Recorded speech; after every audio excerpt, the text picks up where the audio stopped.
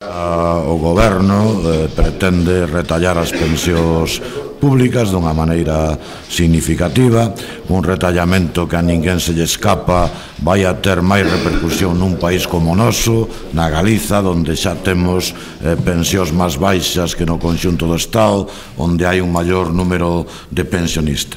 Estamos nunha situación, ademais, onde xa este ano que corre, na práctica as pensións foron reducidas frente a un incremento do IPC moi por riba, naturalmente, da súa actualización. Falamos de sectores débiles da sociedade, que teñen que enfrontar con cantidades cada vez máis reducidas pois incrementos de produtos básicos de consumo, sexa a luz, o gas, etcétera, etcétera, e, polo tanto, dende logo, por decirlo de alguna maneira, hai que ter corazón de pedra, para pensar en retallar aínda máis a situación de miles e miles de persoas. No fondo é o que se persigue con esta reforma, é dicir, transmitir a idea de que aquí camiñamos hacia un sistema público de pensións que o que vai a cubrir unhos mínimos e, polo tanto, quen queira ter realmente unha pensión digna, o que ten a meterse é a forrar e ir ao sistema privado de pensións. Esa é a filosofía que está no fondo desta reforma. Polo tanto, é unha filosofía que o único que lle interesa é a quen xestiona e a quen obtén rédito dos sistemas privados de pensións. E iso é a banca.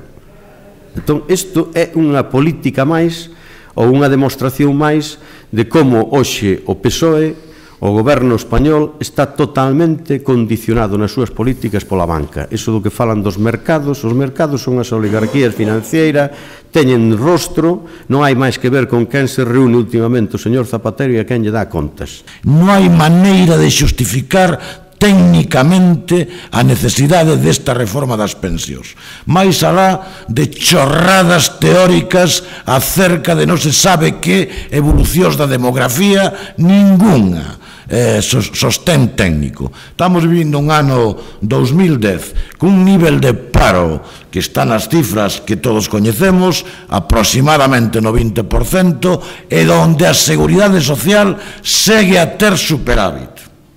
Entón, que escenario é o que nos están tratando de facer visualizar os chorras teóricos da defensa desta reforma? Que escenario sería? Do 50%, do 60% de paro? Cal é o escenario que xustificaría efectivamente esta reforma? Non hai ningún, máis que dar resposta. Hoxe ven de visita o Fondo Monetario Internacional aquí, dar resposta ás apetencias dos amos, aos desexos dos amos das finanzas, en esencia, ir conformando un sistema onde a maioría da xente cobraría pensións ridículas. Por certo, mentras os que piden pensións ridículas para a maioría garántense para eles mesmos pensións en algúns casos multimillonarias. Expertos, entre comillas, expertos pagados pola banca, cando dan estes informes da evolución demográfica, ese criterio en si só carece totalmente de rigor, porque hai que contar con outra serie de variables que influyen no que é o equilibrio de ingresos-gastos das pensións e, polo tanto, no futuro das mesmas, que ten moito que ver co tema de traballadores e traballadoras en activo. É dicir, se por algo ten superávit importante a Seguridade Social nestes momentos é porque nos últimos anos, antes da crisis económica, creárase moito emprego. Ten moito que ver con políticas que favorezcan a incorporación da muller ao mercado laboral, ten moito que ver co tipo de salarios que se cobra. Evidentemente, se temos uns bons salarios, cotizamos máis á Seguridade Social, polo tanto, ingresa máis á Seguridade Social.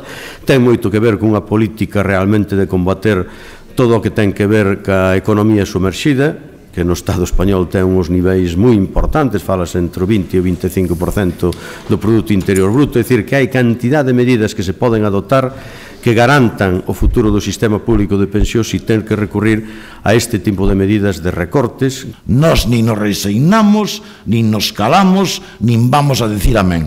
Por tanto, a CIGA convoca unha folga xeral para o 27 de xaneiro. Para nós hai razóns sobradas para esa convocatoria, hai razóns sobradas para mobilizarse frente a esta decisión absolutamente injusta.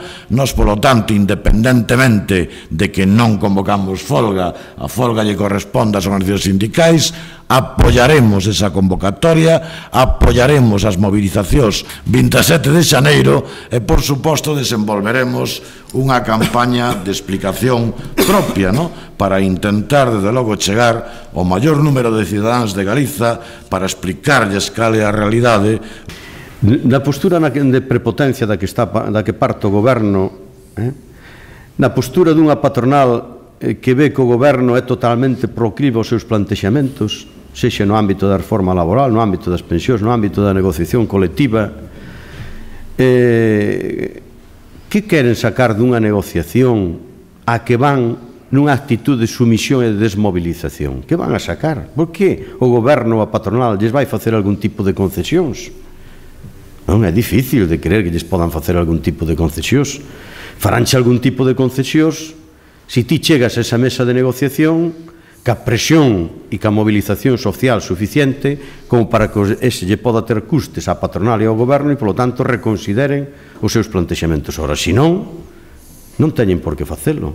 E, ademais, é que a dinámica que seguiron sempre as organizacións sindicales en materia de pacto social, co que nos anuncian agora, foi esta: de ir nunha actitude de sumisión e de desmobilización, e o que sacamos nunca foi beneficioso para a clase traballadora. Por lo tanto, nestes momentos non é creíble. Eu creo que, sinceramente, o que están é preparando o envoltorio co que nos van vender un paquete no que o goberno vai poder colar, efectivamente, o das reformas das pensións a cambio de pequenas concesións que despois moitas veces incluso é difícil que se plasmen na práctica, non? Iso tamén é a experiencia que temos. Non hai máis que ver o pacto social ou os pactos aos que chegaron aquí ca Xunta de Galiza, que debían explicarnos agora eses pactos en que se están materializando, para que serviron, en que mellorou a situación económica no noso país, en creación de emprego, en mellora dos servicios públicos, todo eso que nos vendían eles para asinar esos pactos. E foi entón a dinámica, é unha dinámica coñecida. Non hai xustificación ningunha para seguir metendo puñaladas nas costas dos sectores máis débiles desta sociedade.